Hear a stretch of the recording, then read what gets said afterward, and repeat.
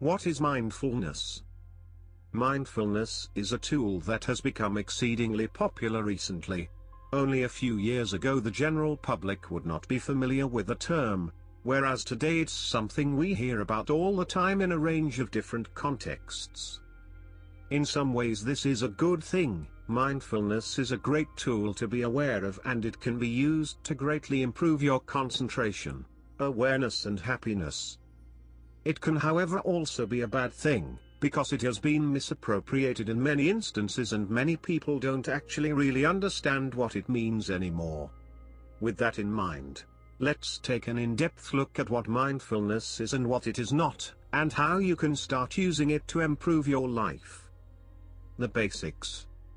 Mindfulness is often used to describe a type of meditation. Specifically, mindfulness meditation is a type of meditation that involves reflecting on the contents of your own mind and how they might be affecting you. Whereas the point of some forms of meditation, such as transcendental meditation, is to completely empty your mind, the point of mindfulness is instead to simply detach yourself from your thoughts and become an observer. This way, you can prevent them from affecting you in the same way, and you can also gain a greater understanding of the contents of your own thoughts. Often this is described as watching the thoughts go past like clouds. The idea is not to engage with them or let them affect you, but simply to observe them and to later reflect on how they might impact on your happiness. Other uses. By doing this, mindfulness allows us to take some time out of our stressful day to remove ourselves from our thoughts and thereby get some rest and relaxation. However, it's not really just about meditation. What mindfulness also means is being constantly aware of your own thoughts as you go throughout your day. Some people will tell you to be mindful of your body, or mindful of your environment, but really what you should be focusing on is just what you're mindful of. Next time you go out for a nice walk with family, or next time you do something else that you should be enjoying, just make a note of whether you're really focused on what you're doing and whether you're actively engaging in it, or is your mind elsewhere? Are you actually worrying about work or stressing about other things? Mindfulness teaches us to be more aware of our thoughts, because that way, we can decide not to let them affect us, and we can then make the conscious effort to refocus and to decide to be happy. Mindfulness is not mysticism or linked to religion, and it's not a cure-all therapeutic technique. It is only a tool, and better yet, a state of mind. With practice, you can learn to be more in tune with your own thoughts, and that can change everything. A quick primer on neurotransmitters. Using mindfulness and cognitive behavioral therapy, it's possible for us to change the way we react to stressful events and to essentially reprogram our stress response. Likewise, we can use this to improve our happiness, to get to sleep more easily, and much more. When we do all this, what we're really doing is affecting the chemistry of our brains. We're changing the neurochemicals in our brain, and that in turn is changing the way we feel and even the way we perform. This is why it can be a good idea to learn more about what neurotransmitters really are and how they work. Once you do that, you'll have more idea of what it is you're actually doing to change your brain functions, and in turn, this will make you more effective at it. What are neurotransmitters? Your brain is made up of a large network of different cells called neurons. This network is sometimes called your connectome, and essentially, each of these cells represents a thought, an idea, a memory, or a sensation. As we think or experience the world around us, these cells fire by releasing an electrical signal like a circuit. That signal travels over the synapses, the gaps between brain cells, and this then allows them to create the rich experiences that we're familiar with in a kind of cascade. In terms of the way that a cell fires, it can either be on or off. That is to say that there aren't levels of firing. After a certain amount of excitation, a cell fires and then stops firing. But that's not to say that the signal is entirely binary. Because at the same time, The brain also releases chemicals called neurotransmitters which color various aspects of the signal. This can alter how likely it is for the cell to fire again. It can strengthen the connection between two cells, or it make us feel happy or sad about that thing.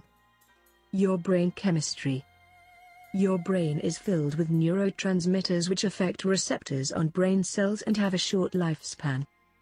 At the same time, hormones like testosterone and cortisol can also affect the brain in a similar way, acting like secondary neurotransmitters. These hormones and neurotransmitters are moderated partly by our thoughts. If we change which cells fire, we change which hormones and neurotransmitters get released. But it's much more complex than this. For starters, our hormones and neurotransmitters are tied closely to our lifestyles and various biological factors. When we're hungry, for instance, low blood sugar encourages the release of cortisol, the stress hormone. This in turn encourages the release of ghrelin, the hunger hormone. When we have high blood sugar, we release insulin, and this increases the tryptophan in the brain. Tryptophan is converted to serotonin, making us feel good, and this is later converted into melatonin, the sleep hormone. Understanding how stress affects you and why it isn't always bad. Most of us know it's not good to be stressed. We've heard that this is bad for our health, and we know it can make us unhappy. But why exactly is this? What specifically is happening in the body and the brain when we are stressed? Did you know that sometimes stress can actually be a very good thing? The fight or flight response. At its most visceral, stress is characterized by the fight or flight response. This is how the body reacts to danger and extreme stress, by releasing a combination of different hormones and neurotransmitters, each of which will bring about different physiological changes in the body and brain. Those neurotransmitters and hormones include dopamine, adrenaline, norepinephrine, cortisol, serotonin, testosterone and glutamate. These are all excitatory neurotransmitters that increase our brain activity and make us more alert, more focused and better able to remember the details of whatever is happening around us. The body also goes through several changes at this point. The heart rate increases, breathing gets faster, muscles contract, pupils dilate, and generally the body becomes better able to perform physically. This means that we can either run from danger, or fight an opponent and stand a better chance of winning. Blood is directed away from our immune system and digestion and towards our muscles and brain, and our blood even thickens so that it will be more likely to clot if we get injured. Chronic stress. Stress isn't a purely bad thing. If you really were in physical danger, then this response could genuinely save your life. However, problems emerge when the fight or flight response doesn't go away. This is what happens when we are stressed about debt, taxes, or work. We remain in a constantly excited state, and this means we can go a long time with suppressed immune function and digestion. Ultimately, this begins to make it more likely that we will become ill or malnourished. This is why we generally think of stress as being bad, and it's why using something like mindfulness meditation can be so useful. When stress is good, stress can also be a good thing. That's the case when, for example, you need a little bit of motivation to get something done. Low-level chronic stress is the same stress that makes us revise for exams, save money for the future, and generally take action to try and avoid negative outcomes. This type of stress is called eustress, and it is highly desirable. Finally, stress can also be a good thing if you're able to harness it for a good purpose. If you can see your situation not as being dangerous but as being a fun challenge, then you can enter something known as a flow state. Here we enjoy heightened focus, stronger muscles and improved reactions, and none of the negatives like negative thoughts. Stress is not one response, but rather a whole spectrum of different states that are moderated by different levels of specific neurotransmitters and hormones. How to start mindfulness meditation. Mindfulness is a tool that can be used for a few things. For starters, it can be used as a great form of meditation that gives us a break from all the chatter and noise of our daily lives. At the same time, it can also be used as a great way to become more in tune with our own thoughts and feelings. Finally, it can be useful for addressing flaws in our thinking and correcting them with techniques such as cognitive behavioral therapy. If you're interested in giving this a go, then it might seem a little daunting. The prospect of mindfulness is one that many people find off-putting, as meditation is very often thought to be linked with mysticism or with religion. Likewise, many people quickly become frustrated when they don't see immediate results. Stay tuned and we'll look at how to start your first mindfulness session with the best chances of success. Step 1. Breathe. The first step is simply to breathe. Breathing deeply in and out through the nose will help you to reduce stress levels by circulating more oxygen around your body and sending signals to your brain that you are in the rest and digest state. Cortisol decreases and brain activity slows. Step 2. Concentrate on your senses. The next thing to do is to concentrate on your senses. This is a good way to start bringing the attention inward. So just listen out for any sounds that you normally miss. Notice what temperature you are and think about the smells you can detect. Don't look for sounds, just let them come to you. You'll likely find there is much more in your soundscape than you initially realized. Step 3. Use body scan meditation. The next step is to turn your awareness in even more and use something called body scan meditation. This means that you're now concentrating on your own body and in particular, how it feels. Start from your head and face and notice the muscles that are contracted. Move down through your neck, shoulders, arms and all the way to your toes. Finally, return your attention to your chest and how it rises and falls as you breathe. Now you're going to count your breaths for a while to allow the thoughts to become still. Step 4.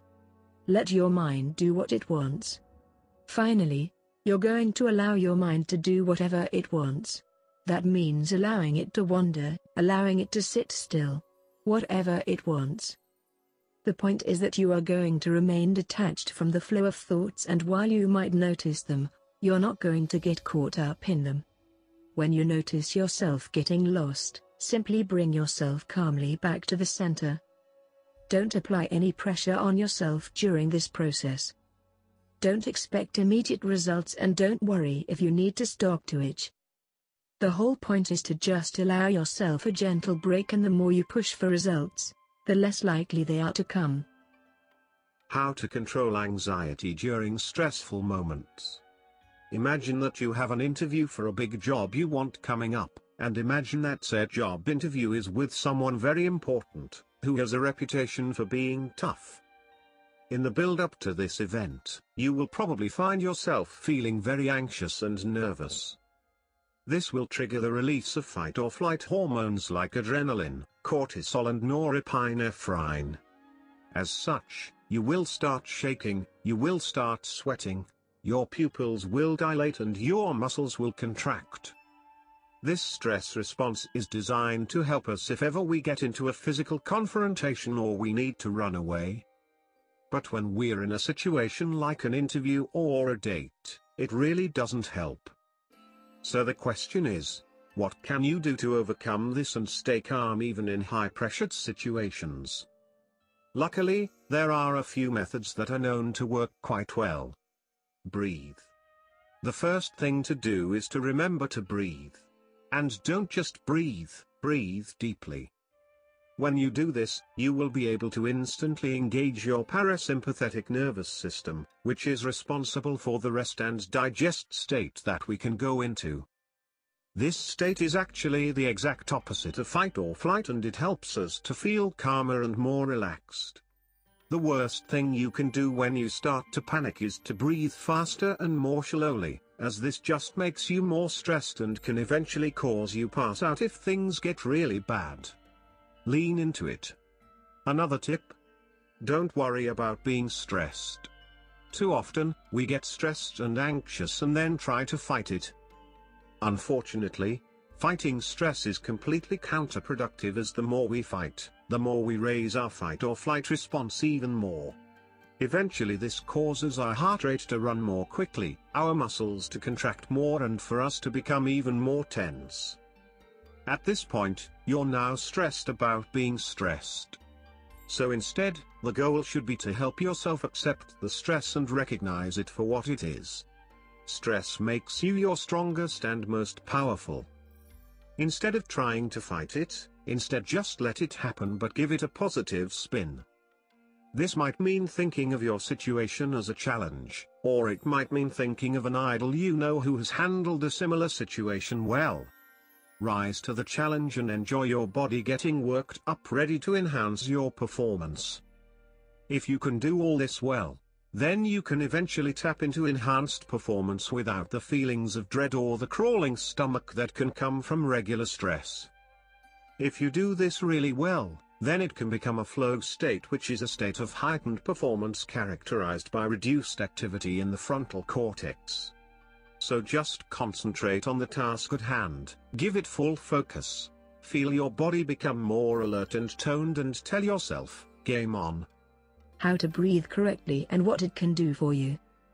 The way you breathe has a huge impact on your stress levels and can do a great deal to make you more or less stressed. That's because our breathing is deeply connected to our sympathetic and parasympathetic nervous systems and regulates the release of hormones and neurotransmitters such as cortisol, testosterone and adrenaline. When you are stressed, your breathing quickens and becomes slower. When you are relaxed, you breathe more deeply and fully. This correlation works both ways though, so slowing your breathing will make you less stressed and vice versa. The key is to make sure that when you are relaxing, you are able to breathe in as deeply and fully as possible. There are a few ways to do this. Abdominal breathing. Right now, you are probably breathing wrong. Most of us don't give much thought to the way we breathe, and as a result, we probably use bad habits. To find out if you're breathing incorrectly, place one hand on your chest and one on your stomach. Now breathe normally and make a note of which hand moves first, and whether both move at all. What you might find is that the chest moves first and the stomach moves ever so slightly afterward. Unfortunately, this is wrong and it won't allow you to bring in as much breath as possible. Instead, you should breathe first by allowing your stomach to distend, which will in turn open up the abdominal cavity. You should then breathe so that your lungs fill into this space and then move your chest. This not only allows you to bring in much more oxygen, making you feel much healthier, it also trains your transverse abdominis and encourages proper posture. If you look at a baby or an animal, this is how they breathe naturally. So what went wrong for us? It comes down to posture again, and the fact that we spend so long sitting in front of a computer hunched over and unable to breathe from the stomach. Trying to remember to do this is not easy, which is just one more reason that mindfulness training is so valuable. You can use it to become more mindful of the way you are breathing. Equal breathing. During actual meditation, you will want to breathe as deeply and as efficiently as possible. One way to do this is to use something called equal breathing from yoga.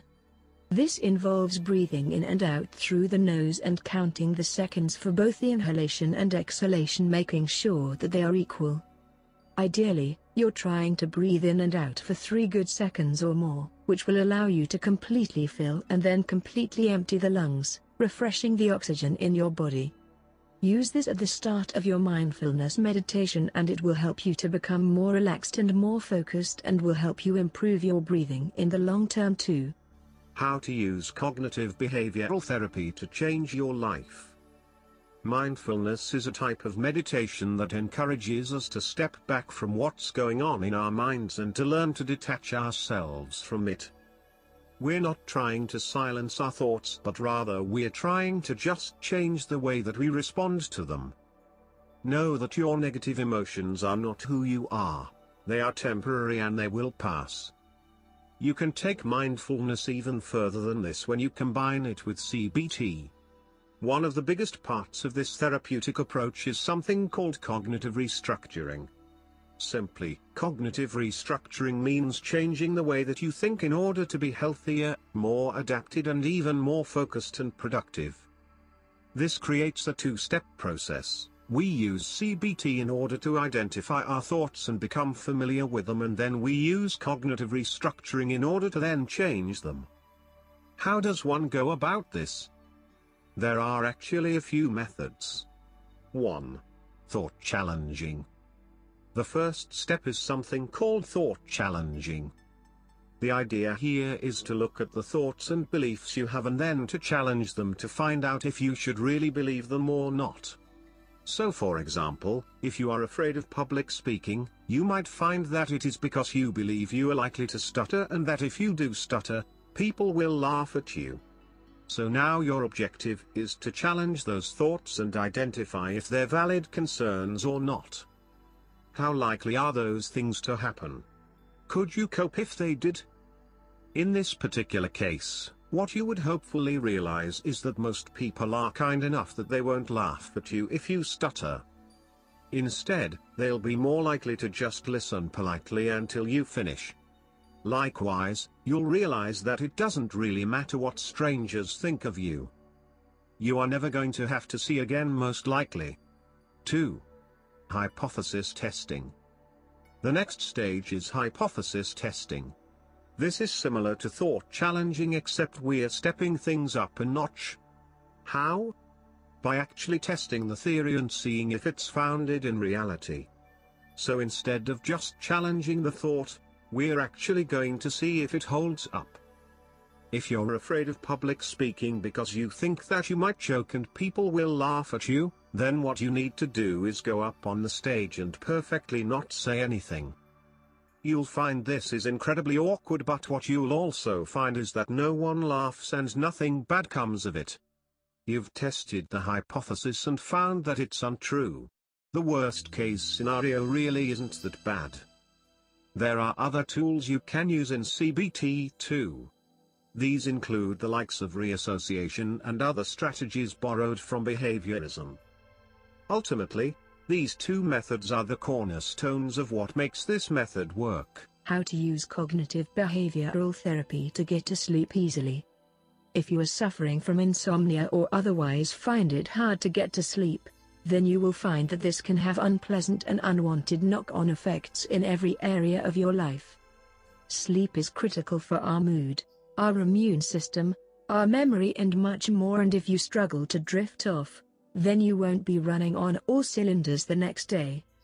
In the long term, you can end up being more likely to become ill. There are lots of things you can do to improve your ability to get to sleep.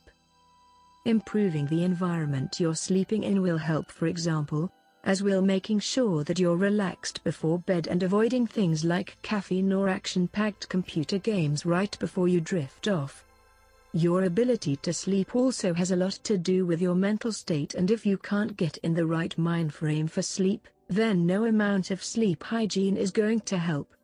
Fortunately, we have cognitive behavioral therapy to help us change the way we think. So the question then, is how you can use CBT to get to sleep more easily? The answer to that question is simpler than you think. How to get to sleep? Stop trying. The irony is that worrying about getting to sleep is just about the worst thing you can possibly do for a sound night. The problem is that many of us identify as people who have trouble sleeping. Thus, when we go to bed, we do so expecting that we're going to have problems drifting off, and this means we're in a somewhat defensive state of mind before we rest.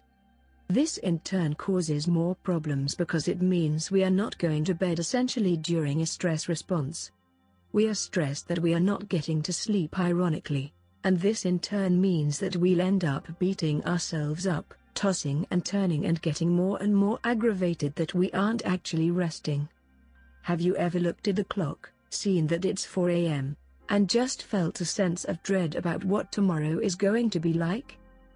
That sense of dread means your heart rate will have increased, and it means that your thoughts will be racing. This is the furthest from sleep you could be. So what do you do instead? The first step is how to have the energy and motivation to succeed. If you want to be as successful as possible, then you need to be able to have the drive, determination and focus to get there. Take a look at any of the world's most successful people and you will find they have almost superhuman levels of motivation. Arnold Schwarzenegger talks about visualizing his goals from a young age and even breaking into the gym to train on days when it wasn't open.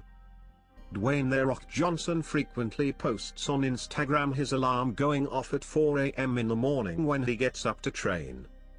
Neither of these guys ever seems to have a day when they're too tired or not enthusiastic. Will Smith says the secret to his success is just being willing to run further and longer than everyone else on the treadmill of life. If you have the determination and the energy, then you will put in more hours and work at every stage of the game. As you do so, you'll be happier and more enthusiastic carrying on. Imagine coming home from a hard day at work and having all the energy you need to pack away your clothes, to wash the dishes, to do a workout and then to work on your side project before playing with the kids and romancing the wife. Many of us say we don't have time to get into shape or achieve the things we want to achieve, but this isn't really accurate. More likely, it's actually that you don't have the energy, and this is why you may find yourself just crashing in front of the TV rather than doing anything productive. So the question is, how can you change that about yourself? How can you get the drive that produces the energy you need to go after the things you want? Setting the right goals. One thing to do is to learn to set your goals correctly. The mistake that many of us make is to have goals that are too out of our control, too long-term and too vague. For instance, saying you want to lose 3 stone in a year makes it hard to know how much you should train or how you should eat. You can take it easy for a week and just make up for it next week, right? Instead, make your goals much more immediate and much more within your control. In this case, the goal might be to work out 4 times a week and to eat less than 2,000 in the emotion of it. How to use mindfulness to be happier. Mindfulness can mean a great many things depending on who you ask. Essentially, this is a tool, and like any tool, it can be used in numerous different ways. Specifically, mindfulness can be used to change what we focus on and to change the way we think. Too often, we don't pay attention to what's going on inside our mind, and that makes us victims of our emotions. We can be in a beautiful place doing fun things with friends, only to find ourselves thinking about work and getting stressed, and not actually enjoying the situation we're in. Likewise, we can have everything we could possibly want in life and not be happier. It all comes down to what we choose to focus on. This is why you can use mindfulness, among other things, as a brilliant tool for making yourself happier and more at ease with your life. Gratitude. Sometimes this is referred to as a gratitude attitude. What that effectively means is that you're putting yourself in a state of mind where you're focusing on the things you're grateful and happy for. One easy way to do this is to take a time out at the end of each day to write down those things and to think about them. Try and end every day by writing 3 things that you're thankful for and reflecting on them. Where possible, try to make these different things each day and avoid repetition. Sometimes these will be obvious things, like your health, the people you love and the fact that you have access to food. Focusing on the people you love in particular is a great way to be more grateful to people, and this can end up actually improving your relationship with them. However, be careful not to neglect the silly little things. Maybe you're grateful for the delicious cereal you'll have tomorrow, the new film coming out that you're very excited about. These are all legitimate things, no matter how intangible they may seem. Now try to carry this over into your daily life. Each time you think of something you don't have, or that isn't the way you want it, try to think as well about the things you're grateful for and what you do have. Don't have that big flat screen TV? Well, just be grateful you have a computer that can watch pretty much any film you can dream of on demand. Language. You should be mindful of your language and the way you talk.